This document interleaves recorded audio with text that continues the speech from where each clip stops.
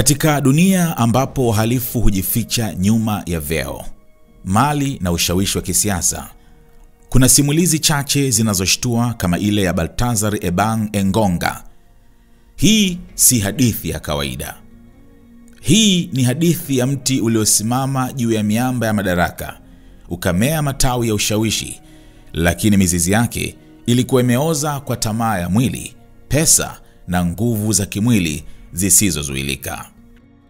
Kama methali ya mwindaji kuwindwa, Engonga aliyewahi kuwa mkurugenzi mkuu wa shirika la taifa la uchunguzi wa fedha ANIF nchini Equatorial Guinea alijikuta ameanguka ndani ya mtego aliyouweka kwa wengine. Mtu aliyekabidhiwa dhamana ya kupambana na ufisadi na wizi wa fedha za umma sasa ndiye anayehusishwa na moja ya kashfa kubwa zaidi za kifedha na kingono barani Afrika. Lakini kabla ya kuanguka kwake, Engonga alikuwa mfano wa mafanikio yaliyopachikwa jina la kifalme. Mtoto wa kigogo, mpwa wa Rais Teodoro Obiang na mzaliwa wa ukoo wa madaraka. Alikuwa kiongozi ambaye si tu alizungukwa na walinzi, bali pia alizungukwa na hofu ya watu na kimya cha mfumo. Uchunguzi wa ndani ulipoanza dhidi yake kwa tuhuma za ubadhilifu wa fedha, haikuwa tu akaunti za Cayman zilizomvuruga, bali diski kuu, yani main disk ya kompyuta yake binafsi. Ndani yake kulipatikana zaidi ya video 400 za ngono, nyingi zikiwa za Engonga akiwa na wake wa mawaziri, dada wa rais, mke wa mchungaji wake, wake wa ulinzi wake binafsi, hadi wake wa kaka zake. Hakuna aliyeonekana kuwa mtakatifu mbele ya ugwadu wa kushangaza wa Engonga. Katika video moja ya kushangaza, Engonga anaonekana akifanya ngono karibu kabisa na bendera ya taifa ofisini. Kitendo hiki hakikuwa tu cha kushangaza, kilikuwa cha kuudhi taifa zima. Kashfa hii ilipolipuka mitandaoni, jina moja likaanza kusikika kila kona: Bunga Bunga, jina ambalo liliwahi kuwa la aibu kwa aliyekuwa waziri mkuu wa Italia Silvio Berlusconi. Lakini sasa jina hilo limechukua maana mpya. Engonga ni Bunga Bunga wa Afrika, mchepuko wa taifa. Katika jamii ambapo familia zinazoshika hatamu haziguswi, kashfa hii iliwatema wengi. Video zilizovuja hazikumhusisha tu Engonga, bali wake wa jamaa wa karibu wa rais, watu maarufu, hadi marafiki wa mdogo wake wa kike. Alikuwa kama joka la kimwili lilokula miko ya jamii kwa mkupuo. Kile kilichojitokeza kilikuwa mchanganyiko wa usaliti wa mwili, siasa na dini. Katika simulizi hii, hata mke wa Engonga alidaiwa kunaswa kwenye video tofauti akifanya mapenzi na mwanaume mwingine, hali iliyochochea mijadala. Je, tabia za Engonga zilichochewa na kisasi cha ndoa au ni hulka ya tamaa iliyopitiliza mipaka? Ingawa bado uhalali wa video hii ya mke wake haujawahi kuwa na uthibitisho wa kutosha, na kama ni video ya AI. Serikali ilipasuka vipande vipande. Makamu wa rais alitoa saa 24 kwa kampuni za mawasiliano kukomesha usambazaji wa video. Kamera za ufuatiliaji zilitangazwa kufungwa ofisi zote za umma. Wakurugenzi waliokuwa na mahusiano ya kingono kazini walitimuliwa kazi. Ilikuwa ni vita dhidi ya kivuli cha Engonga. Lakini swali moja likabaki: kwa nini Engonga alirekodi video hizi? Je, ni kujiridhisha? Ni ushawishi wa nguvu? Ni hifadhi ya usaliti kwa ajili ya shinikizo la siku zijazo? Hakuna anayejua, lakini kila mtu ana tafsiri yake. Kashfa hii imetikisa msingi wa mamlaka nchini humo. Imelazimisha mjadala wa kina kuhusu uadilifu, haki ya wanawake na nafasi ya familia kwenye siasa. Kwa mara ya kwanza, Equatorial Guinea inatazama ndani ya kioo cha aibu na kujiuliza, je, huu ndio wakati wa kuacha koo na familia kutawala bila uwajibikaji? Baltazar Engonga si tu mtu aliyepotea kwenye tamaa.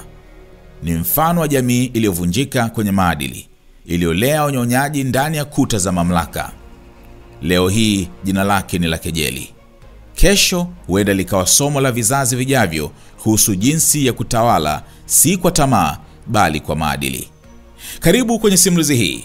simulizi ya mti uliosimama juu ya udongo wa dhambi, simulizi ya mwindaji aliyegeuka windo, simulizi ya bungabunga wa Afrika, simulizi ya Baltazar Ebang Engonga, mchepuko wa taifa.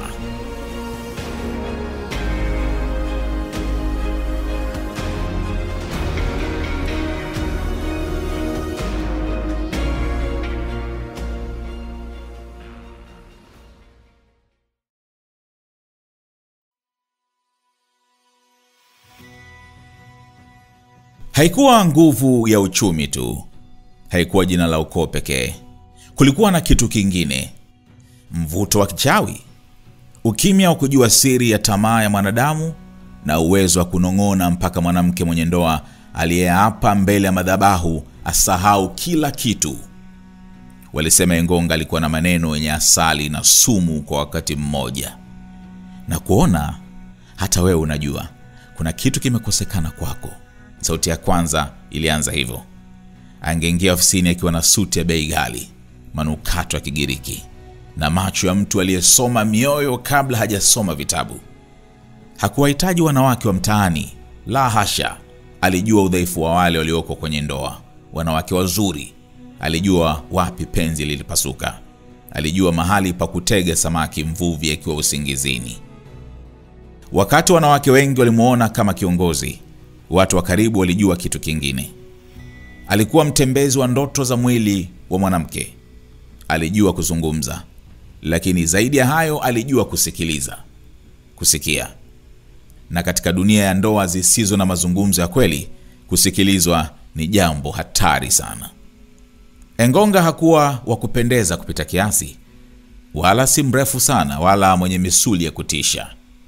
Lakini alikuwa na kitu kingine. Kujiamini, confidence ya mwanadamu anayejua siri za mwili na moyo wa mwanadamu mwingine. Kama mchawi, alitembea na harufu ya nguvu na sauti ya upole wa simba anayenong'ona. Ndani ya ukumbi wa mikutano ya serikali, Engonga alikuwa mtu wa kawaida tu. Lakini alipokuwa peke yake na mwanamke mmoja, ofisini, kwenye ukumbi wa kifamilia, au hata kwenye mkutano wa kifahari, maneno yake yalibadilika. Alianza na swali moja rahisi. Unafurahia maisha yako kweli? Si swali la kiserikali hili, si swali la kifedha. Ni swali la kuingilia moyo. Na karibu kila mwanamke aliyetegwa na Engonga alikuwa na jibu linalo sita. Ndipo pale alipoingia, mfariji asionekana kama mtekaji. Kwanza aliwasikiliza kwa makini. Engonga alijua kuwa wanawake hawa ni wake za watu. Alijua kuwa wengine walikuwa wake wa marafiki zake, wake wa mawaziri, wake wa jamaa zake wa damu. Lakini pia alijua kitu ambacho wengi hawakujua. Ndoa nyingi ndani ya mfumo wa kisiasa wa Equatorial Guinea ni ndoa za kisiasa tu, sio za kihisia. Mapenzi yalishakufa. Wake walikuwa warembo sana, waliovaa vizuri, waliopambwa, waliopigwa picha nzuri, wakapendeza. Lakini ndani walikuwa vitabu visivyosomwa. Engonga akawa msomaji wao wa kwanza. Alikuwa na lugha ya kisiri, fundi. Aliweza kukuambia wewe ni mrembo hata bila kusema neno mrembo. Alikuwa na macho yanayoweza kukufanya ujiulize, kwa nini huyu mtu ananielewa hivi haraka? Kama mtu ambaye amesoma somo la tabia ya mwanadamu, alikuwa mtaalamu wa kutambua mahali penye pengo katika maisha ya ndoa ya mwanamke. Na penye pengo ndipo alipojenga jumba lake la kuingilia. Halafu akawapa kitu walichokuwa hawana: upendeleo, heshima, ukimya, faragha, raha. Walipewa kila kitu ndani ya muda mfupi. Hakuwa kama wapenzi wa mitaani. Hakuwa na haraka. Alijua muda wa kupiga simu, saa ya kutuma maua, wakati wa kusema nilikuona kwenye TV ulikuwa mrembo zaidi ya kawaida, ulipendeza sana. Kwa wake wa viongozi wakubwa wa serikali ambao waume zao walikuwa wamejawa na mihadhara, mikutano na ulevi wa madaraka, Engonga alikuja kama maji ya baridi jangwani. Na hatimaye akawapa cha mwisho, usiri wa hatari. Engonga hakuwahi kulazimisha kamera, hakulazimisha video. Wengi waliruhusu wenyewe bila shurti. Kwa nini? kwa sababu wakati ule walihisi hawajawahi kuwa na mtu anayewakubali hivyo. "Ukinitazama najiona mimi tena," mwanamke mmoja alisikika akimwambia katika mojawapo ya video zilizovuja. Hii si sauti ya mwanamke asiye na ndoa, kaolewa huyu. Hii ni sauti ya mwanamke aliyepotea ndani ya ndoa yake, lakini akajipata ndani ya dhambi. Kuna waliokuja kwa hofu, wengine kwa matumaini, wachache kwa upendo. Engonga aliwafanya wanawake wajione special kwa kuwa siri yake. Aliwafanya wajione wa kipekee kwa kuwa sehemu ya mpango mkubwa ambao wao hawakujua ni upi. Wengine walihisi ni sehemu ya mtandao wa nguvu wa kiserikali. Wengine walitaka kupandishwa cheo au kusaidiwa kwenye biashara. Wengine walihisi tu rahisi kufurahia maisha nje ya ndoa bila kuhukumiwa. Lakini walichosahau ni kwamba kwa Engonga hii yote haikuwa kuhusu mapenzi. Ilikuwa kuhusu udhibiti, control. Kila video ilikuwa silaha, kila sauti kumbukumbu, kila picha dhamana. Na yeye alikuwa benki ya aibu ya taifa. Na sasa wapo wanawake waliopoteza ndoa zao. Wapo waliopoteza heshima. Wapo waliokimbia nchi. Wapo waliodhoofika kisaikolojia.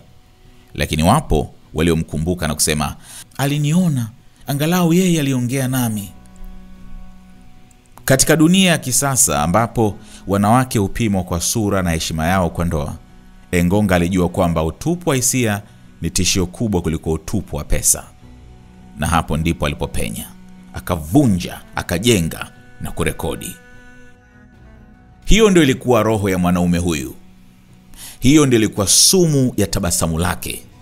Na hii ndio sehemu ya kwanza ya simulizi hii. Mchepuko wa taifa, bunga bunga wa Afrika.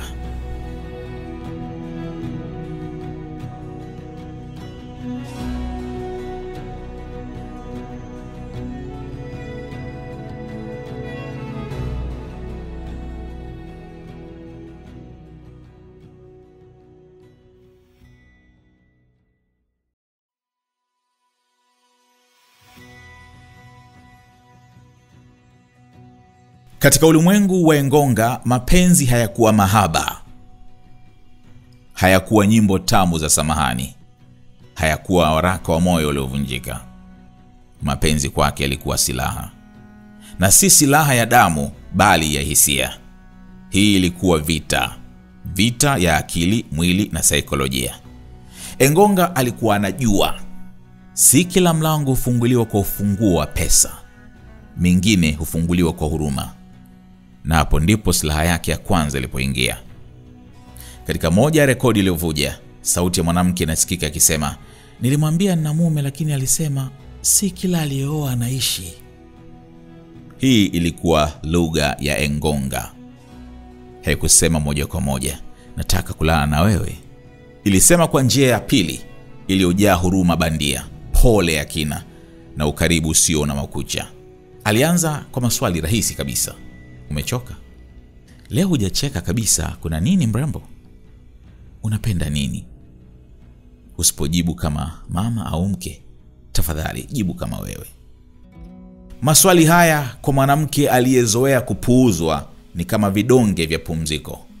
Ni uaminisho, validation, kuthibitishwa kuwa bado ana thamani, bado ni mwanamke, bado ni mrembo. Na hapo ndipo ngome za ndoa zikaanza kutetemeshwa na Engonga. Engonga aligeuza huruma kuwa mtego. Alijifanya kusikiliza ili kupata kile alichotaka. Hakutumia sauti ya amri, alitumia sauti ya utulivu. Hakuvunja roho, aliburuta taratibu hadi roho yenyewe ikaamua kujisalimisha. Katika jamii ya woga kuna lugha haijawahi kuandikwa lakini inazungumzwa kila siku. Engonga alijua lugha hiyo vizuri kabisa. Baadhi ya wanawake waliingia kwenye mitego yake wakijua nini kinaweza kutokea ikiwa watakataa. Si lazima aseme.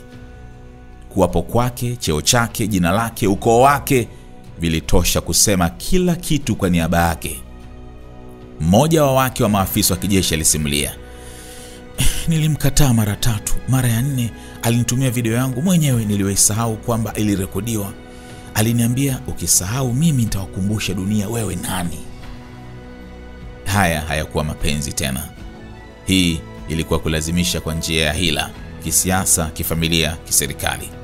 Alijua hofu ya wanawake hao si ya mapenzi bali ya matokeo. Ukikataa mwana wa mfalme, nani atakusikiliza? Ukimpinga, utapoteza nini?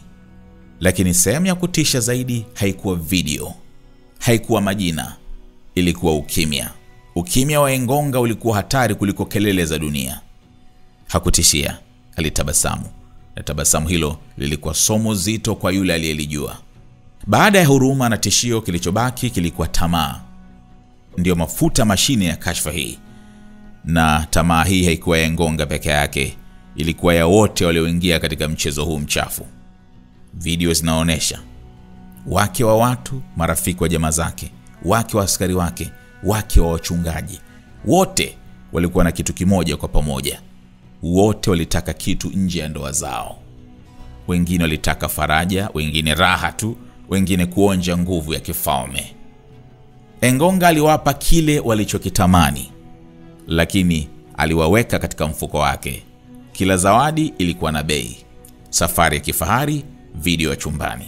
Zawadi ya gari, picha ya siri. Cheo serikalini, usiku mmoja wa utii. Hakuna kilichokuwa bure kwa Engonga. Na mara tu mwanamke alipoingia, hakutoka. Kwa sababu njia pekee ya kutoka ilikuwa kuumbuliwa. Na hilo ndilo tishio lililowaweka wote kimya.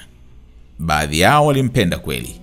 Wengine walihisi wao ndio malkia wa moyo wa Engonga. Lakini wote waliishi ndani ya wingu moja. Hisia ambazo ziliendeshwa na mtandao wa hofu, tamaa na ukimya. Mmoja wa wanawake aliandika kwenye blog ya nje, "Nilijua ninakosea, lakini hakukuwa na mtu mwingine aliyeniona kwa namna hiyo. Engonga hakuwa tu mpenzi, alikuwa hadithi niliyoikosa katika ndoa yangu." Hiyo ndo sumu halisi ya kashfa hii. Haikuwa tu video. Ilikuwa kuhusu utupu wa ndani uliojaa na mtu aliyekuwa na uwezo wa kuteka roho. Engonga hakuwa tu mnyonyaji. Alikuwa mchoraji wa hadithi za ndani ya roho ya mwanamke aliyechoka, aliyejeruhiwa na aliyejaa tamaa.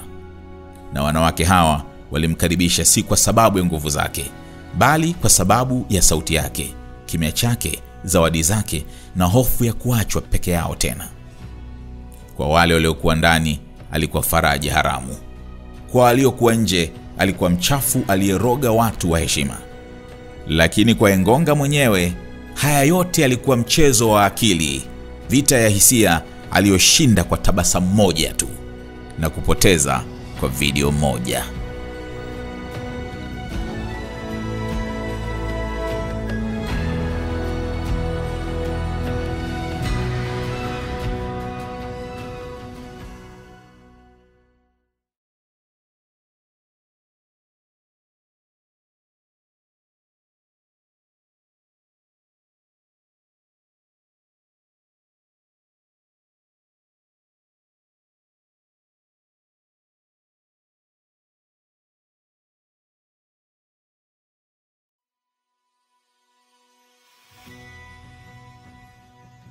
Katika mataifa mengi barani Afrika, ofisi za serikali hujulikana kwa ukavu wake, heshima yake, ukuta wa faili, mapazia ya vumbi, harufu ya karatasi na chai ya saa 4.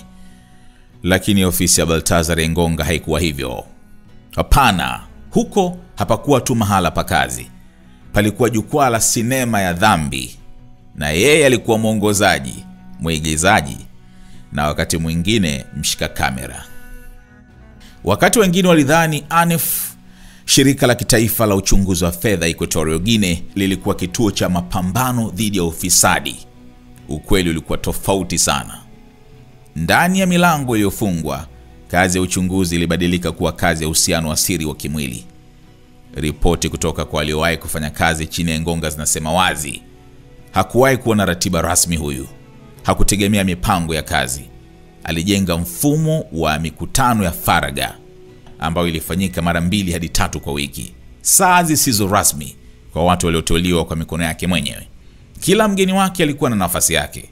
Wengine walifika mchana kuonekana kama ni wafanyakazi wa kawaida. Wengine walifika jioni kwa jina la tathmini ya kiusalama.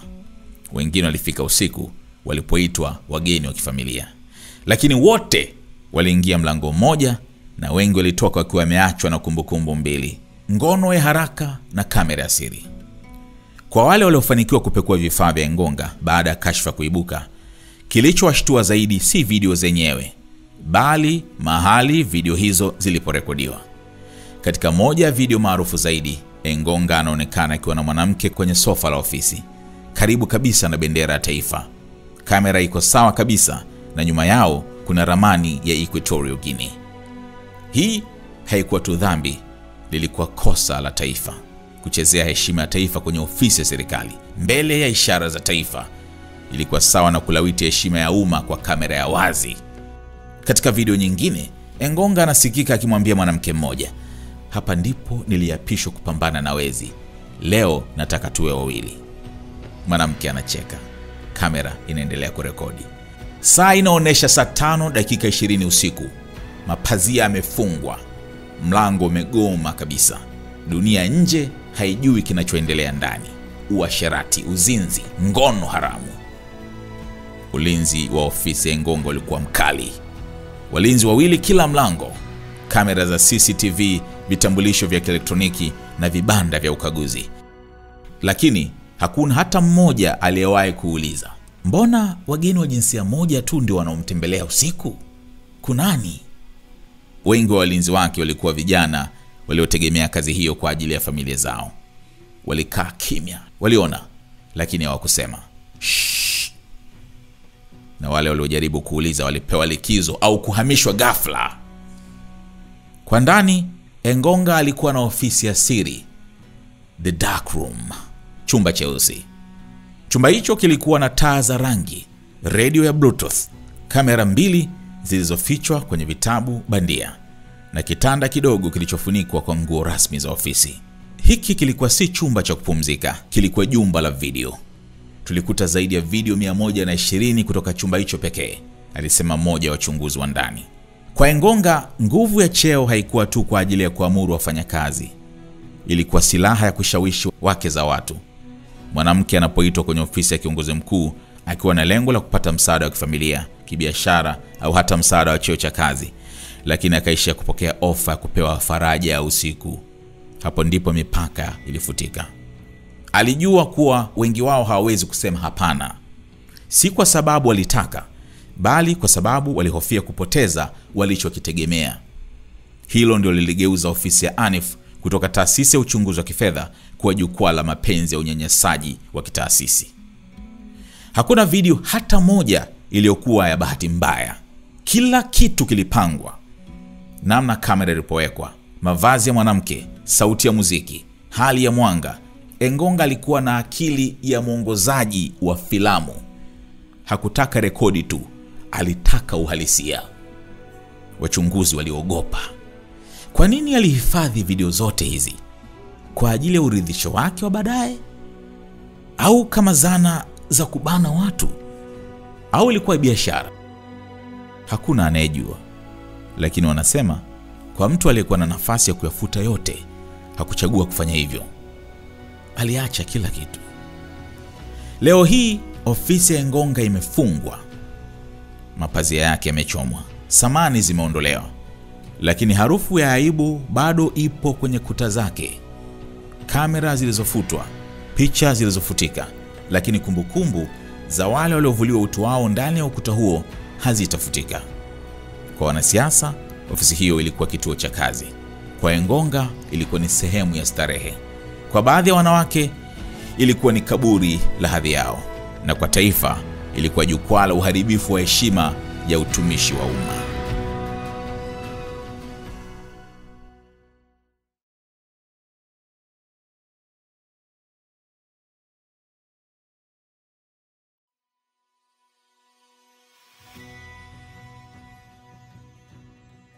Katika historia ya karne 21, ni vigumu kutaja jina la Bunga bila nyuso mbili kuibuka kichwani. Silvio Berlusconi, aliyekuwa waziri mkuu wa Italia, na sasa kwa mshtuko wa wengi, Baltazar Ebang Engonga, kigogo wa fedha kutoka Equatorial Guinea.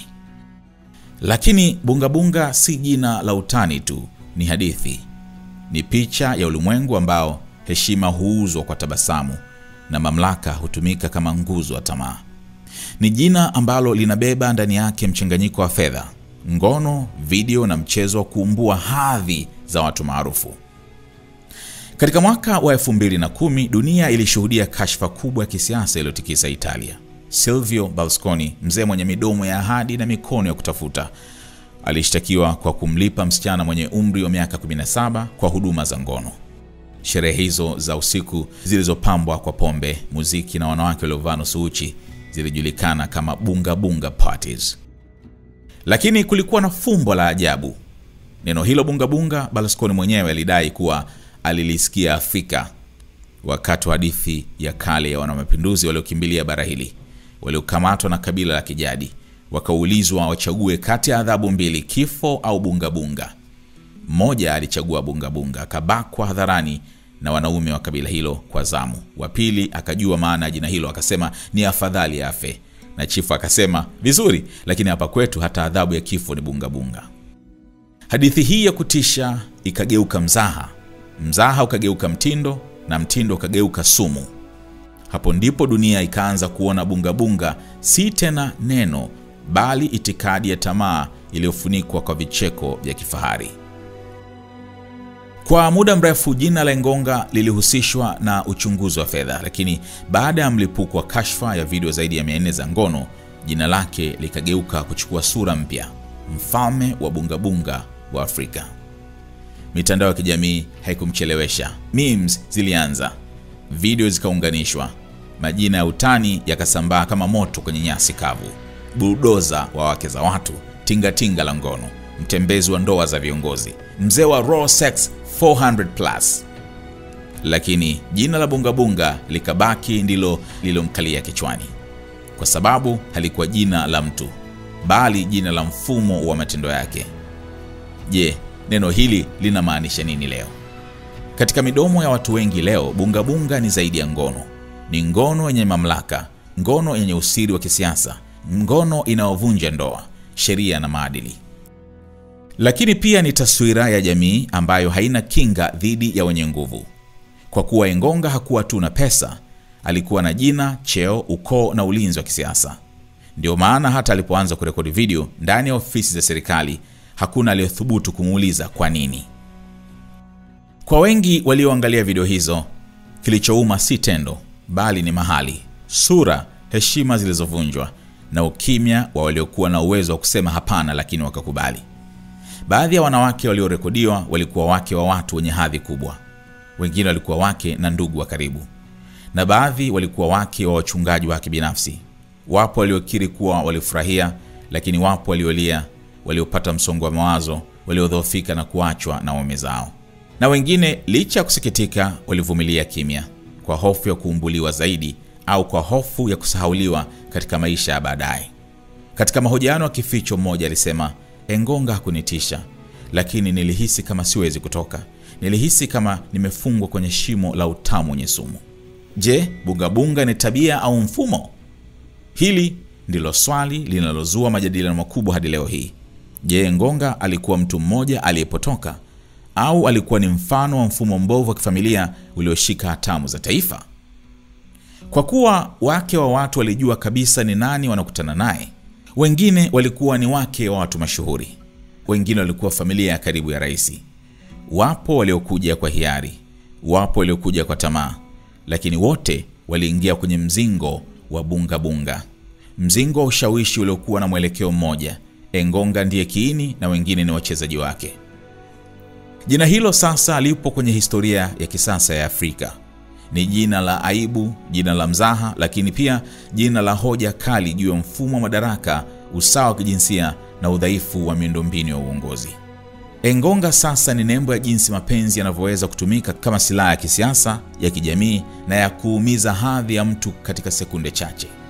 Si kwa kubakwa, bali kwa kushawishiwa kistaarabu, kisha kurekodiwa kinyemela na hatimaye kufumuliwa mitandaoni kama sinema ya kulipiza. Revenge. Bunga bunga si Engonga pekee. Bunga bunga ni mfumo. Ni utamaduni wa kukwepa uwajibikaji. Ni ishara kwamba viongozi wengi hujiona miungu, na kila mwanamke ni sadaka ya heshima yao.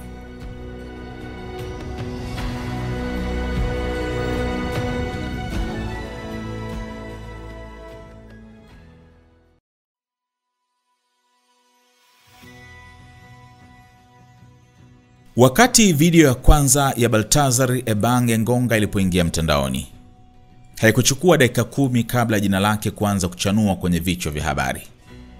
Lakini haikuwa kwa heshima ya miaka yake ya kazi, wala kwa cheo chake cha zamani kama mkurugenzi wa ANEF. Ilikuwa ni kwa namna yake kusambaratisha taasisi ya ndoa, taasisi ya utawala na hatimaye taswira ya taifa. Lakini la kushangaza zaidi, haikuwa hasira iliyotangulia mitandaoni. Ilikuwa ni kicheko, memes, majina ya utani, mistari ya mizaha. Kila mtaa ulikuwa na version yake hadithi, na kila jina lililotajwa lilikuwa mzaha wa kisiasa, lakini pia ujumbe wa ukimya wa machungu. Katika nchi ambayo sauti za watu huishi kwa kusitasita, utawala ukiwa mkali na hofu ikiwa ya kila siku, wananchi walijikuta wakitafuta namna ya kupunguza msongo wa haya kwa kutumia silaha pekee walionayo, utani. Engonga kaanza kupewa majina mengi ya ajabu, ya kuchekesha, ya kuogofya, mifano tinga wa ndoa, kwa jinsi alivyowapitia wake za watu kama bulldozer barabarani. Mkanda wa video kwa sababu jina lake lilihusishwa moja kwa moja na faili za video 400 na zaidi. Waziri wa Raw Affairs, mzaha unaotokana na kucheza na maneno ya Foreign Affairs. Dr. Bunga kama mshiriki wa kitaalamu wa ngono za kisiasa. Mkombozi wa waliokata tamaa ya mapenzi, mzaha wa kijamii kwa wake wa watu waliomfuata. Mchungaji wa wake wa wachungaji kwa video yake na mke wa mchungaji wake mwenyewe. Mitaa ya Malabo, Bata na Ebebien ilianza kujaa michoro ya ukutani. Wasanii wa mtaa walichora picha za mtu anayevaa suti juu, chini uchi, wakimaanisha Engonga mamlaka juu, aibu chini. Watoto wakaanza kucheza nyimbo za bunga TikTok, huku wengine wakirekodi video za utani zenye maneno kama usimwache Engonga na mke wako chumbani. Ukiwa na mke wa ndugu yako, kumbuka Engonga alikuwa wa kwanza. Simu ya Engonga ilikuwa Pornhub ya taifa. Sauti hizi zote zilitawala, lakini hakuna aliyeweza kuzitamka mbele ya hadhara, kwa sababu bado Engonga alikuwa si mtu wa video, bali mtu wa ukoo mkubwa. Kucheka hakumaanishi kumsamehe. Kumpa jina la kuchekesha hakumaanishi kulisahau kosa. Kinyume chake, katika jamii nyingi za Kiafrika, kumpa mtu jina la utani ni namna ya kumhukumu milele kwa njia ya kicheko. Ni hukumu ya jamii inayosema kwa masihara, lakini inaumiza kama chuma cha moto. Kwa mfano, Berlusconi alikuwa na bunga zake, lakini Engonga alikosea kuweka bendera ya taifa pembeni. Kama video zingekuwa karatasi, Engonga angefungwa kwa uzito wa makaratasi. Wengine huchukua madaraka kufanya miradi, Engonga alifanya kumbukumbu. Kwa hiyo kila jina la utani lilikuwa maumivu yaliyovikwa koti la mzaha. Mara nyingi watu maarufu hutajwa kama majina ya heshima, lakini kwa Engonga historia iligeuka. Heshima ya jina lake iligeuka kuwa alama ya fedheha. Kwa mfano, jina lake kamili Baltazar Ebang Engonga lilikuwa likitamkwa kwa msisitizo kwenye kila video iliyosambazwa kwa kusema, huyu ndiye, mtajeni, msisahau. Hii ni hatari ya kashfa kama hizi. Haziharibu sifa pekee, zinatafuna kabisa jina la ukoo la familia. Leo mtoto wa Engonga akienda shuleni, mwalimu anapojua jina lake, kuna mazungumzo kimya kichwani. Majina haya hayawezi kufutwa kwa muda, huishi kwenye historia ya taifa. Majina ya mzaha ya Engonga yalipelekea pia mijadala mipana zaidi. Je, majina haya ni kuhalalisha uovu wake? Je, wanawake waliotajwa wanachekwa pia au wanajifunza nini? Je, kucheka kumezuia kulia kwa waathirika? Lakini majibu hayakuwa mepesi. Wapo waliodai kucheka ni tiba, wapo waliodai ni njia ya kufunika aibu, na wengine walihoji, tunawezaje kucheka tukiona wake wa watu wamepora utu wao hadharani kwa kamera?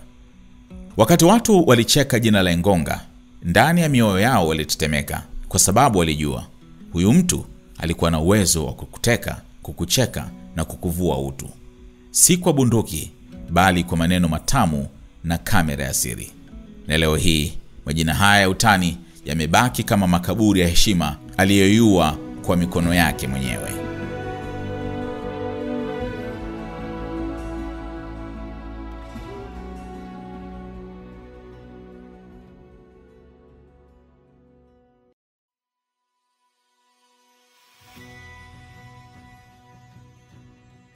Katika mataifa mengi yenye historia ya tawala za muda mrefu, familia huwa si kitu cha upendo tu. ni silaha, ni kinga, ni njia, ni hatma. Nchini Equatorial Guinea, familia ya Rais Teodoro Obiang Nguema Basongo imekuwa mzizi, shina na matawi ya kila ngazi ya uongozi kwa zaidi ya miaka 40. Na ndani ya mti huo wa kifalme, Baltazar Ebang Ngonga alikuwa moja ya matunda yenye muonekano wa kung'aa zaidi.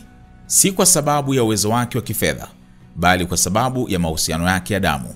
Mtoto wa kigogo, mpwa wa rais na shemeji wa wafalme wa kiutawala. Ngonga hakupitia uchaguzi. Hakupanda ngazi ya kisiasa kwa miguu yake. Alirushwa, alirithishwa mamlaka kama zawadi ya kifamilia. Baba yake Baltazar Ngonga Eljo alikuwa kiongozi mkubwa katika Jumuiya ya Kiuchumi ya Afrika ya Kati, CEMAC, taasisi yenye ushawishi katika sera za kifedha za kanda. Kwa hiyo Ngonga alikuwa mwana wa fedha kabla hajawa mtaalamu wa fedha. Mpwa wa rais, hiyo ndio alama ya ushindi wa kimya. Katika nchi nyingi, ukisema wewe ni mtoto wa shangazi wa rais, tayari umepita nusu ya maisha bila kubanwa. Hiyo ndio mifumo ya kisiasa kifamilia. Ndugu wanakuwa mawaziri, wake wa watoto wa rais wanapewa mashirika, shemeji wanakabidhiwa taasisi nyeti, binamu wanapewa zabuni. Na wale walioko nje ya ukoo huo wanabaki wakitazama, wakikodoa macho kama wageni kwenye harusi ya kifalme ambayo hawajaalikwa. Katika nchi ambazo serikali imejikita kwenye familia moja, jambo la kwanza linalokufa ni uwajibikaji.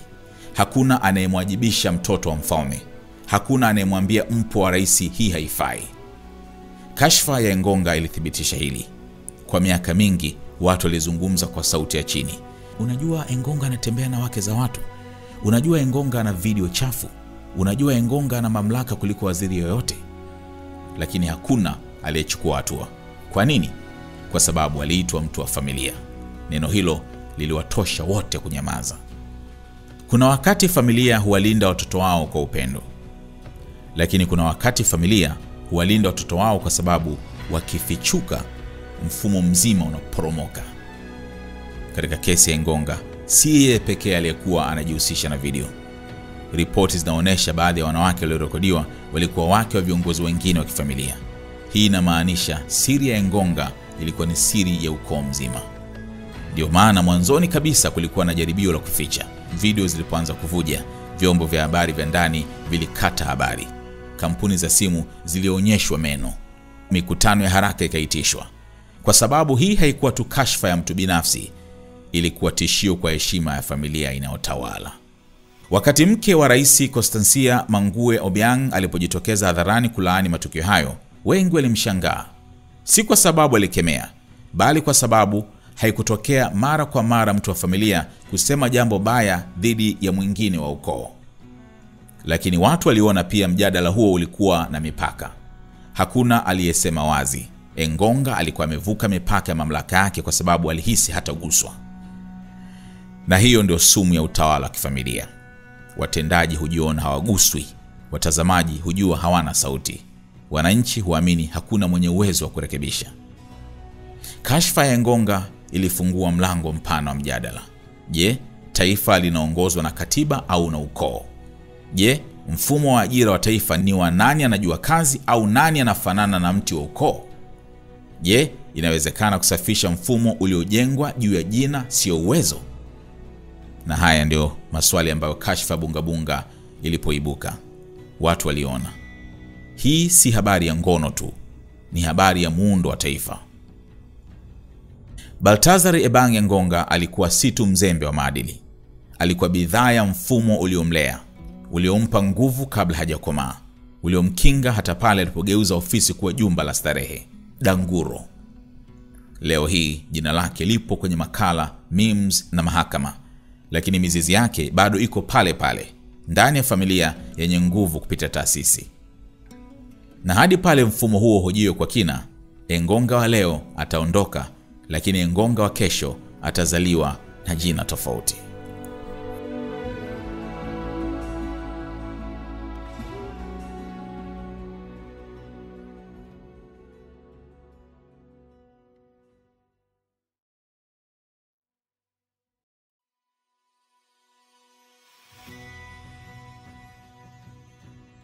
Jua linapozama katika mji wa Malabo, taa za jela ya Black Beach huwaka polepole.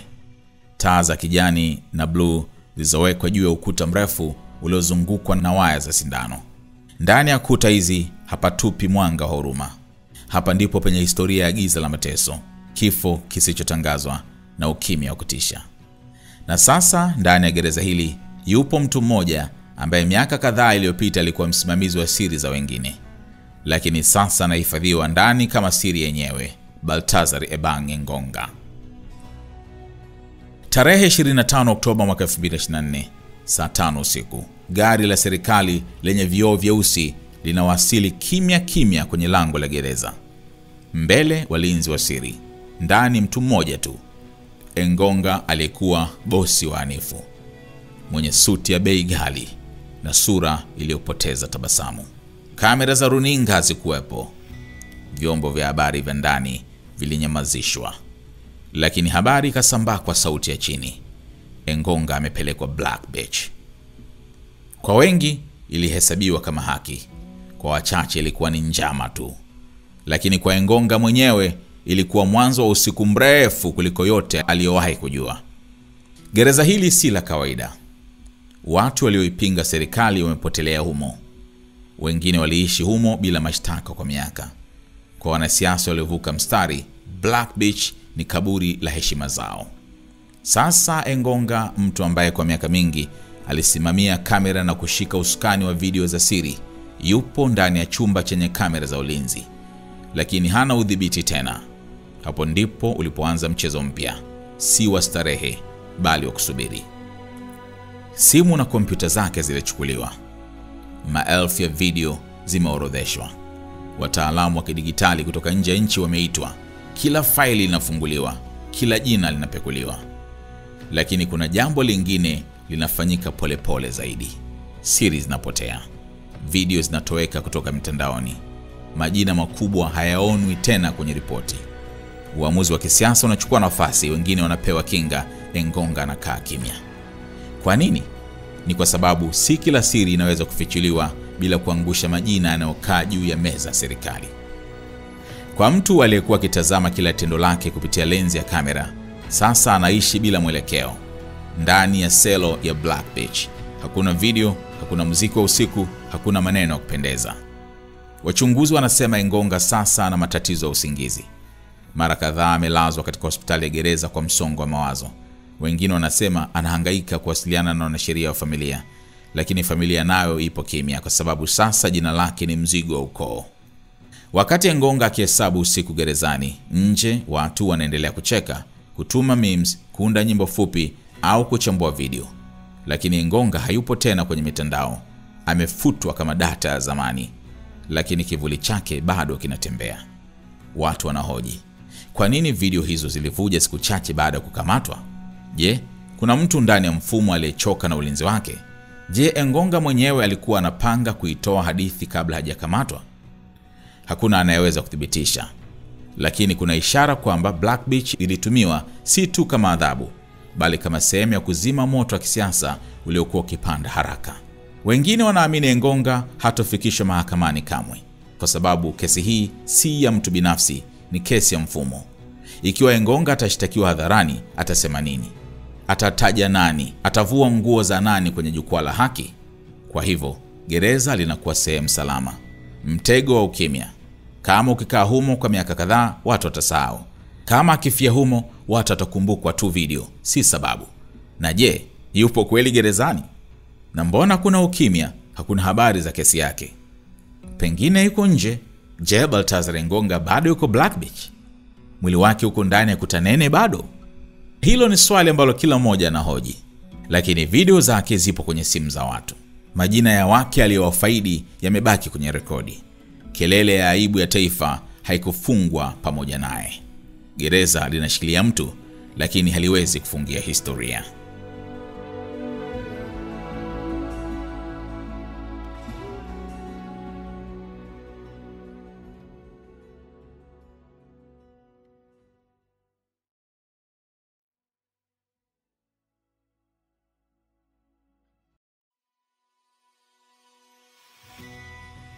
Katika picha nyingi za awali, Engonga alikuwa na mke wake pembeni.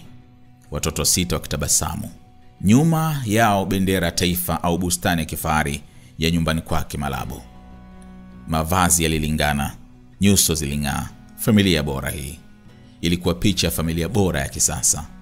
Mume mwenye mamlaka, mke mrembo mtulivu, watoto wanaosomea shule za kimataifa. Lakini picha hizo leo ni kumbukumbu za uongo. Ni screen zilizopasuka, kioo kilichovunjwa na kweli iliyoibuka kwa kishindo. Kwa sababu nyuma tabasamu zile kulikuwepo nyumba iliyojaa usaliti, hisia za kuchoka na wanawake waliopoteza uaminifu ndani ya ndoa zao. Katika wiki ya 3 tangu video za Baltazar kuanza kusambaa, kilichowaacha wengi na mshangao si tu picha za wake wa viongozi waliolala na Engonga, bali video ya mke wake Engonga mwenyewe akiwa katika tendo la kimapenzi na mwanaume mwingine. Video hiyo iliyovuja tarehe 9 Novemba ilisambaa kama moto. Kwa dakika chache ikafunika hata zile za awali za Engonga mwenyewe.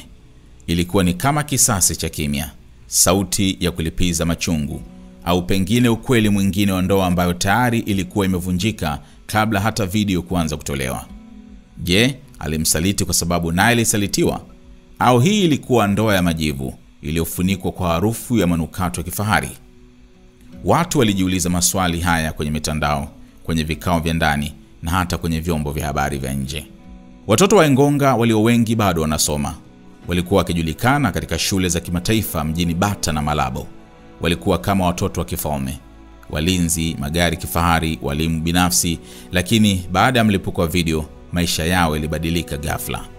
Mmoja wa walimu wao anasimulia, mmoja wa watoto alilia darasani baada ya mwanafunzi mwenzake kumuonesha kipande cha video cha baba yake. Alisema, mimi ni mtoto wa mtu mwingine sasa.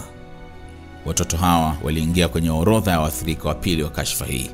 Si kwa sababu walihusika, bali kwa sababu jina lao lilihusishwa na mtu ambaye sasa ni alama ya aibu ya taifa. Wengine walifutwa shule. Wengine walihamishwa kimya kimya kwenda nje ya nchi. Wengine inadaiwa walibaki ndani ya nyumba kusubiri familia kupona, ikiwa itaweza kupona. Katika taarifa ya maandishi kupitia mwanasheria wake, mke wa Engonga alisema, niliishi kwa zaidi ya miaka 20 nikimlinda mume wangu, lakini nilijua mapenzi yetu yalipotea miaka mingi kabla video kuanza. Sikutaka video yangu itoke, lakini sasa imebaki kuwa aibu yangu na familia yangu. Kwa watoto wangu na waomba wanisamehe. Haya yalikuwa maneno mazito, yaliyojaa hisia, lakini pia yanayoonesha mtu aliyekuwa mfungwa ndani ya ndoa ya kifamilia ya kiserikali. Mwanamke ambaye alibeba jina la heshima kwa miaka, lakini sasa amelazimishwa kujieleza kwa kosa ambalo dunia imeamua kulifanya sehemu ya maisha yake milele. Zaidi ya familia yake mwenyewe, ndoa nyingine zaidi ya 20 zimeripotiwa kuathirika moja kwa moja kutokana na video za Engonga. Wake waliorekodiwa waliondolewa majumbani. Wengine walifukuzwa kazi. Wengine wamelazimishwa kuolewa upya au kwenda mafichoni. Wapo wanawake waliokiri walijua wanarekodiwa video, lakini walihisi kama ni nguvu ya heshima kuwa na uhusiano wa siri na mtu mkubwa. Wapo waliodai walifanyiwa hila, wakapewa pombe, zawadi au kazi, halafu wakajikuta ndani ya video bila kutarajia. Lakini mwisho wa siku matokeo yamekuwa familia zilizopasuka, watoto waliovunjika na hadhi zilizopotea. Watu wanajiuliza, je, watoto wake watamuita baba kwa heshima tena? Je, mke wake atawahi kumuita mume wangu hadharani? Je, ukoo wake utamkubali kama mtu wa familia au atabaki kuwa mzigo? Hakuna anayejua. Kwa sasa taarifa zinasema familia yake imesambaratika. Mke wake ameondoka nyumbani. Watoto wamegawanyika, wengine kwa ndugu, wengine kwa marafiki wa karibu. Na nyumba ya kifahari ya Engonga imenyamaza, huku bustani zake zikipoteza rangi kama ndoa yake ilivyopoteza roho. Katika Afrika sasa ambapo heshima ya familia bado ni nguzo, aibu ya mtu mmoja huambukiza ukoo mzima. Na katika kashfa hii ya Bunga, familia ya Engonga haijachomewa moto tu, imesulubiwa hadharani.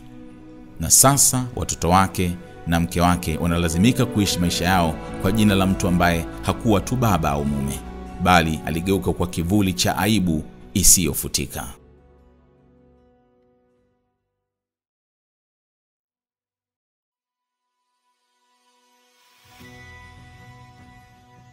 Kuna aina ya habari ambazo huwa hazivuji kwa bahati mbaya.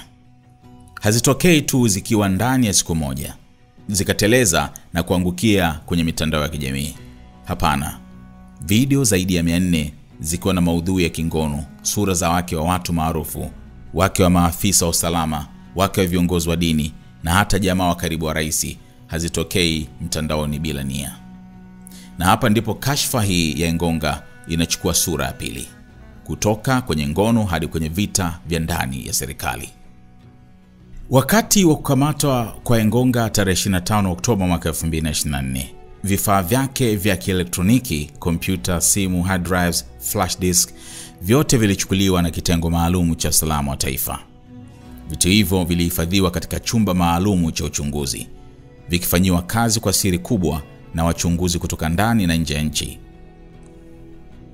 Lakini ndani ya siku 5 video za kwanza zilianza kuvuja kwenye Facebook. Siku 3 baadaye zikahamia X, kisha TikTok, halafu WhatsApp. Ndani ya muda mfupi Engonga akawa jina maarufu kuliko rais. Kuna nadharia 4 kubwa ambazo zimekuwa zikizungumzwa na wachambuzi wa masuala ya usalama. 1. Mtu wa ndani wa usalama aliyevunjika kimaadili.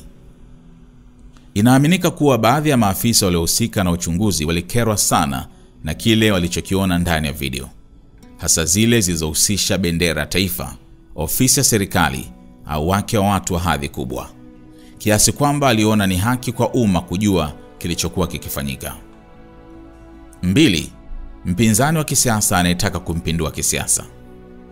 Katika mfumo wa kifamilia wa Equatorial Guinea, kuna migawanyiko ya chini kwa chini ambayo haionekani hadharani.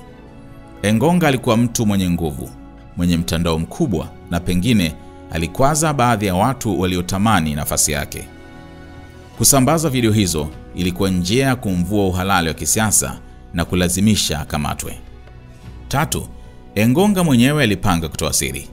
Wapo wachambuzi wanaodai kuwa Engonga mwenyewe alikuwa na mpango wa kujilinda kisiasa kwa kutumia video hizi kama dhamana ya usalama wake.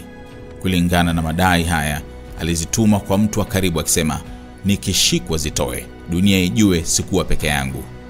Lakini mtu huyo alienda mbali zaidi, akazisambaza kwa dunia nzima. 4. Mtego wa kimataifa au haka kutoka nje. Wapo wanaodhani kuwa vyombo vya ujasusi kutoka nje, hasa kutoka nchi ambazo zimekuwa zikilenga kuingia kisiasa katika mataifa ya Afrika ya Kati, walipenyeza njia za kiteknolojia kufanikisha uvujaji huo. Lengo: kutikisa uongozi, kuchochea mabadiliko ya kiutawala au kulipiza kisasi cha kimataifa. Kuna nani mwingine kwenye video? Hili ndilo swali lilozua hofu kubwa, kwa sababu video nyingi hazimuoneshi Engonga peke yake. Baadhi zinamuonesha akiwa na wanaume wengine wakibadilishana wake za watu. Baadhi zinaonesha wake wa viongozi wakubwa wakiingia wenyewe ofisini kwake, wakiwa wamevalia nguo zinazoonesha tayari kwa mikutano ya faragha. Majina ya mawaziri, makamanda na hata jamaa wa karibu wa rais yanatajwa kwa sauti ya chini, lakini hakuna anayetaka kuyatamka hadharani, kwa sababu kesi hii si ya mtu mmoja tena, ni kesi ya mfumo mzima. Kuna video moja inaonesha mke wa mtu mashuhuri akitoka bafuni na kiongozi mwingine maarufu akiingia chumbani. Hiyo video ilioneshwa kwa sekunde 15 tu, halafu ilifutwa haraka. Mwanaharakati wa haki za kidigitali alizungumza na Deutsche Welle kwa jina la kificho. Tangu uvujaji wa video uanze, baadhi ya watu waliotajwa wamekaa kimya. Wengine hawajaonekana hadharani tena. Wengine inadaiwa wameondoka katika nchi hiyo kwenda kujificha sura zao. Kuna hofu kuwa serikali inajaribu kwa nguvu zote kufuta ushahidi, kuzima video na kunyamazisha waliotajwa kwa njia ya vitisho, hongo au safari za ghafla za kidiplomasia. Mpaka sasa hakuna kesi rasmi dhidi ya mtu yoyote zaidi ya Engonga. Mawakili wake wamekaa kimya. Serikali imesema inafanya uchunguzi wa ndani, lakini umma unaendelea kuhoji. Mbona hakuna majina mapya yanayotangazwa? Kwa nini video zingine zilifutwa haraka? Nani anaogopa nini? Katika dunia ya kidigitali, ukishavua nguo mbele ya kamera, huwezi kuzirudisha ndani ya drawer za kumbukumbu. Video za Engonga si tu zimeanika matendo yake, bali pia zimefungua mlango wa kashfa kitaifa inayohusisha sura nyingi, sauti nyingi na dhamiri chache. Nani alisambaza? Labda historia itatuambia. Kwa nini alisambaza? Pengine ni kisasi. Kuna nani mwingine humo? Labda wewe unamjua. Lakini lilo wazi, hili si sakata la mtu mmoja. Ni kivuli kizima kilichoangukia taifa zima.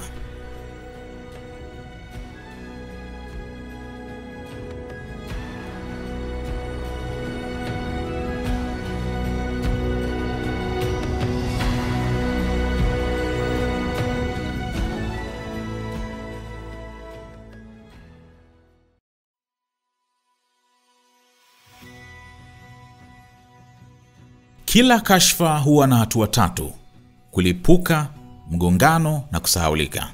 Tangu video za Engonga zilipoanza kusambaa, tulishuhudia mlipuko. Tumeshuhudia mgongano wa jamii, serikali, familia na hisia. Sasa tupo kwenye kipindi cha tatu, kivuli cha kusahaulika kwa makusudi. Lakini kati ya kusahaulika huko, bado swali moja linatawala mijadala. Kwa video zote hizi, kwa aibu yote hii, kwa wake wote wa watu waliorekodiwa, mbona hakuna kesi mahakamani? Sheria ya taifa inasema nini? Kwa mujibu wa sheria ya Equatorial Guinea, makosa yanayohusiana na ubadhilifu wa fedha za umma, matumizi mabaya ya madaraka kwa ngono, usambazaji wa picha za ngono bila ridhaa, matumizi ya ofisi ya umma kwa shughuli binafsi, yanaweza kuadhibiwa kwa faini kubwa, kifungo au kupokonywa haki ya kushika nyadhifa za umma milele. Lakini kwenye sakata hili, hakuna hati ya mashtaka iliyosomwa hadharani. Hakuna tarehe ya kusikilizwa kesi. Hakuna mwanasheria mkuu aliyewasilisha jalada la kesi rasmi. Wanasema uchunguzi unaendelea. Lakini wananchi wanahoji, je, uchunguzi wa nini unaochukua miezi kadhaa kwa video zilizopo wazi mtandaoni? Mawakili wanasema nini? Wakili mmoja aliyekuwa karibu na uchunguzi, kwa masharti kutotajwa jina, alisema, kuna zaidi ya watu 30 waliotajwa katika video za Engonga. Ikiwa atapelekwa mahakamani hadharani, atalazimika kuwataja. Serikali haipo tayari kwa hilo. Hii inaeleza kimya kinachozidi kushika kasi. Hakuna ambaye yuko tayari kufungua mlango ambao unaweza kuvuta familia nzima ya kisiasa kwenye uwanja wa mashtaka ya umma. Wachambuzi wa siasa za Equatorial Guinea wanaona dalili ya kile wanachokiita mkakati wa kuzimwa kwa heshima. Mkakati huu unahusisha hatua zifuatazo: kumweka Engonga gerezani kimya kimya bila kesi, kupunguza kasi ya uchunguzi ili jamii ichoke, kusambaza kashfa nyingine kubwa kufunika Engonga, kumwachia kwa masharti baada ya miezi kadhaa akiwa ametengwa kisiasa, kumhamishia ugaibuni kama balozi au mshauri asiye na jina. Hii ni mbinu ambayo inahakikisha Engonga hapotei kabisa, lakini pia habaki kama sura ya aibu ya taifa. Ni kifo cha kisiasa bila kaburi la haki. Shirika la Human Rights Watch, Amnesty International na baadhi ya NGO za ndani ya Afrika ya Kati zimeandika barua ya wazi kwa serikali ya Equatorial Guinea zikitaka uchunguzi wa wazi na wa haki, kuwalinda wanawake waliorekodiwa, kufikishwa mahakamani kwa waliohusika na ubadhirifu, kuwekwa wazi kwa matokeo ya uchunguzi wa mali zake nje ya nchi. Lakini serikali imejibu kwa majibu mafupi sana: tunaendelea kuchunguza, hatua zitachukuliwa wakati mwafaka. Katika mitaa ya Malabo, watu wanazungumza kwa sauti ya chini. Kwenye mitandao, watu wanakisia. Engonga ana makabrasha ya watu wengine. Akifunguliwa kesi, ukweli wa taifa utachanika. Amepewa kimya kama kinga. Lakini pia kuna sauti ndogo ya matumaini. Ikiwa Engonga atashtakiwa, huenda ni mwanzo wa uwajibikaji halisi katika historia ya taifa.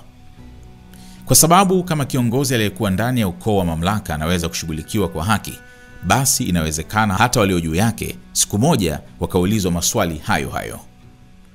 Leo hii inasemekana bado Engonga yuko ndani ya seli, lakini bado hakuna kesi. Video zipo nje, lakini sauti ya sheria ipo ndani. Wanawake wameumbuliwa, familia zimesambaratika, taifa limejeruhiwa, lakini bado hakuna mtu aliyepewa hukumu ya kweli. Kama sheria haitotenda haki sasa, basi taifa litakuwa linalea kizazi cha viongozi wa video wanaojua kuwa aibu ya umma si tishio tena, bali ni zana ya umaarufu wa mtandaoni.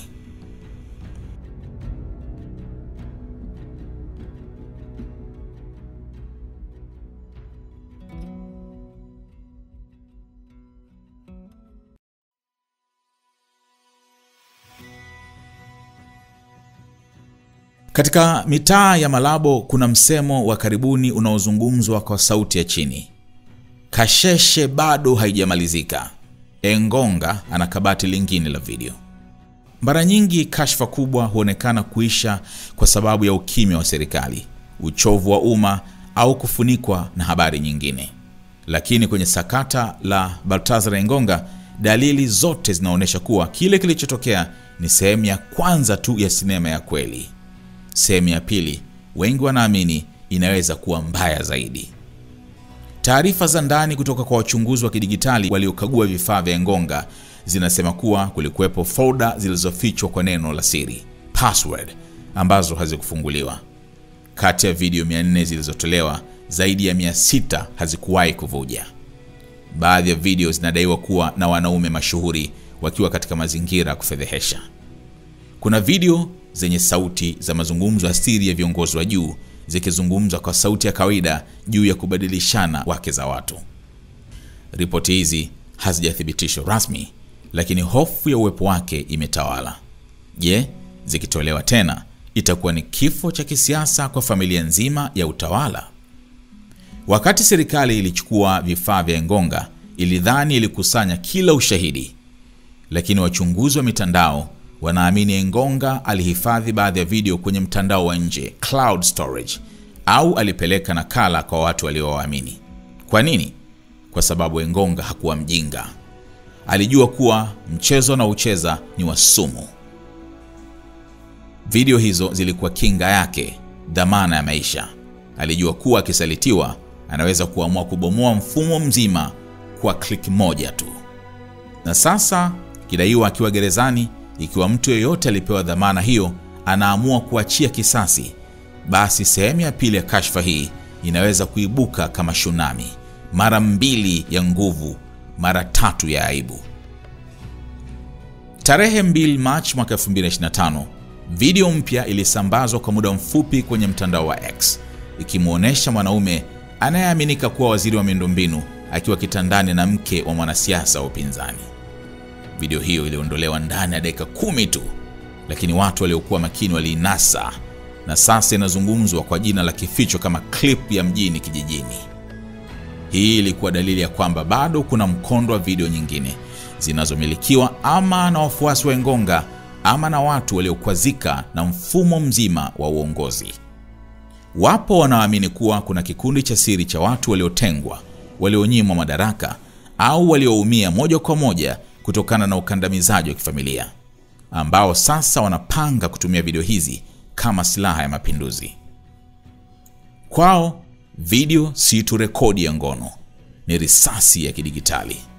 Ni njia ya kuonesha dunia kuwa walioko madarakani sio wakamilifu, bali wana maovu yaliyojaa zaidi ya wale wanaopambana nayo hadharani. Mwanaharakati mmoja wa ndani alisema, tunasubiri tu shinikizo dogo, kisha sehemu ya pili itatoka. Na safari hii itawachoma hadi wale waliodhani wako salama. Kampuni za mawasiliano zimepewa maagizo mapya ya kuchunguza kila video inayopakiwa. Majina makubwa ya vyombo vya habari ya ndani yamepewa orodha ya majina ya watu ambao hawapasi kutajwa tena. Majasusi wa ndani wameagizwa kufuatilia mitandao ya VPN, Telegram na dark WhatsApp groups. Lakini kwenye ulimwengu wa internet hakuna giza kamili. Kila kilichowahi kupakiwa hata kwa sekunde moja kimeokolewa mahali fulani. Wakati Engonga bado akiwa gerezani, ikisemekana hivyo, na familia yake ikijificha, taifa linasubiri kwa hofu ya kimya. Je, bado kuna video nyingine? Na kama zipo, lini zitatolewa? Na zikija, nani mwingine ataburuzwa kwenye tope la bunga? Katika historia ya taifa hili, huu unaweza kuwa mlango wa pili wa aibu kubwa zaidi. Kasheshe la pili linaweza kuwa si la Engonga pekee, bali la mfumo mzima wa utawala wa familia, rushwa na ngono kama silaha ya kisiasa.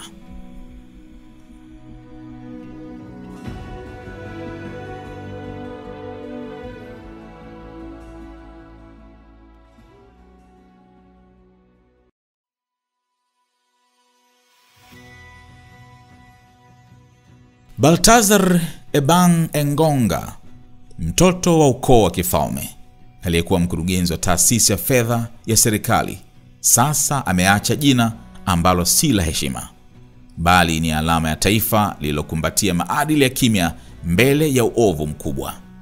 Kwa muda mrefu, jina lake lilikuwa midomoni mwa watu. Video zake zimejaa kwenye simu, memes, vichekesho, nyimbo na majadiliano ya kina mtandaoni. Lakini sasa watu wameanza kusahau au kufundishwa kusahau. Wale walioteseka kimya bado wana maumivu. Wale waliotajwa kwenye video bado wanabeba aibu. Wale waliomlinda bado wapo madarakani. Sasa swali halisi ni moja tu. Je, taifa hili litabaki na kumbukumbu ya video au litajenga msingi wa mfumo mpya wa uwajibikaji? Kwa taifa linalosimamia mila, dini na heshima ya familia, tukio hili la Engonga ni kama tetemeko la ardhi lililoangusha msikiti na kanisa kwa wakati mmoja. Ofisi ya serikali iligeuzwa kitanda cha ngono. Bendera ya taifa ikawa mapambo ya video za ngono. Wake wa watu wakawa wahadhara. Sheria ikanyamaza na jamii ikacheka kama njia ya kupumua. Katika mazingira haya, mtoto anayekuwa ataamini nini? Kwamba uongozi si utumishi, bali fursa ya kutimiza tamaa binafsi? Kwamba video ni zana ya hofu na si ushahidi wa maadili? Kwamba ukiwa na ukoo unaweza kufanya lolote na kutokamatwa? Mpaka sasa, licha ya kashfa hii kubwa, hakuna sera mpya ya kisheria iliyopitishwa. Hakuna mabadiliko ya wazi katika usimamizi wa maadili ya viongozi. Hakuna utaratibu wa uwazi uliowekwa juu ya matumizi ya ofisi za serikali kwa shughuli za binafsi. Waziri mkuu aliahidi kuwekwa kamera ofisini. Lakini je, hiyo inatosha kurejesha imani? First Lady alisema serikali itawalinda wanawake, lakini video zilishavuja na sura zimesambazwa duniani. Kifo cha heshima tayari kimetokea. Na sasa viongozi wanapendelea kuhama kwenye mada, badala ya kukaa na kulitazama jipu la mfumo wa kifamilia lililopasuka. Ikiwa kuna jambo moja ambalo kashfa ya Engonga imelifundisha taifa hilo la Equatorial Guinea, basi ni hili: mfumo usiporekebishwa, mtu mwingine ataibuka kama Engonga, na labda atakuwa mbaya zaidi. Kwa sababu huu haukuwa uovu wa mtu mmoja, yalikuwa ni madhara ya mfumo wa upendeleo, uzembe wa taasisi zisizowajibisha, kimya cha wananchi waliokata tamaa, ulinzi wa kifamilia uliofunika uhalifu, na uoga wa kuhoji waheshimiwa. Ikiwa watoto wa leo hawatapata viongozi wa kuwaambia wazi hili halifai na lina madhara milele, basi video za kesho zitakuwa mbaya zaidi. Si kwa maudhui tu, bali kwa maumivu ya watu wasio na sauti ya kujitetea. Tukio hili limewaamsha wananchi wengi katika nchi hiyo. Mitandao imegeuka jukwaa la uchambuzi. Waandishi wameanza kuandika kwa ujasiri. Wachambuzi wameanza kuhoji wazi. Lakini je, haya yote yatadumu? Au tukio jipya la kisiasa likija, watu watasahau kuwa Engonga alikuwepo? Wapo wanaosema Engonga alikuwa fundisho. Lakini kama tunasubiri mtu mwingine kufanya makosa zaidi ili tuweze kujifunza, basi sisi sote ni washiriki wa mchezo wa bunga kwa njia ya kimya. Baltazar Engonga sasa ni jina linalohifadhiwa kwenye kumbukumbu ya aibu ya taifa. Lakini urithi wake haupaswi kwa video zilizozagaa mtandaoni, bali mabadiliko ya kweli kwenye taasisi za maadili, sheria na uongozi wa umma. La sivyo, kizazi kijacho kitapita mlango ule, kitavaa suti kama yake na kuandika historia ya pili ya fedheha. Na sisi kama bara tukaishia kusema hii si mara ya kwanza. Kwa sasa ni wakati wa kuamua. Na wao wenyewe Equatorial Guinea wakijiuliza, tutalijengea taifa msingi wa heshima au tutaendelea kucheka kwenye kivuli cha kashfa tukingoja video nyingine?